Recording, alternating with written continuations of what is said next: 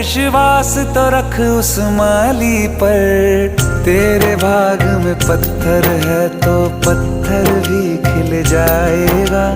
पता नहीं किस रूप में आकर नारायण मिल जाएगा।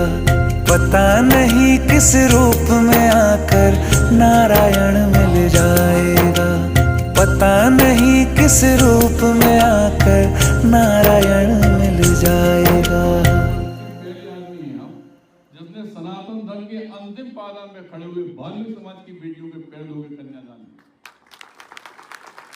और सिर्फ यही हमें इच्छा रहती है हमेशा कि हम लोग ये जात पात का मैल हटा के सिर्फ और सिर्फ भारतवर्ष को कैसे गौरवान्वित कर सकें, इसी में दिमाग लगाना चाहिए हम लोग अपनी असल जिंदगी तो इसी मिटा देते हैं, बेइज्जत जात के हैं, बेइज्जत जात के, उनके काम में आएंगे नहीं है। अगर हम लोग एक दूसरे का पूरक हो जाएं तो कितने दिव्यांग हैं जन जरूरत है।